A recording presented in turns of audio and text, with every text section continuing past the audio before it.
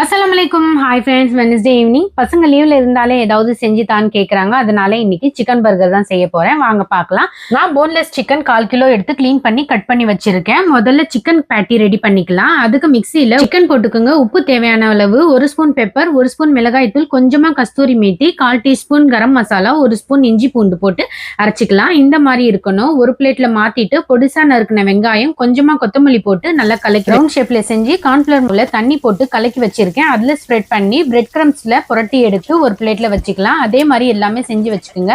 இப்போ ஃப்ரை பண்ணிக்கலாம். உங்களுக்கு பெருசா வேணும்னாலும் செஞ்சு வச்சுக்கோங்க. நான் மீடியம் சைஸ் தான் செஞ்சேன். மயோனஸும் டொமேட்டோ சாஸும் ரெண்டுமே ஒரு பவுல்ல போட்டு கோஸ் பொடிசா கட் பண்ணியிருக்கேன். அதுவும் சேர்த்து நல்லா கலக்கி வச்சுக்கலாம்.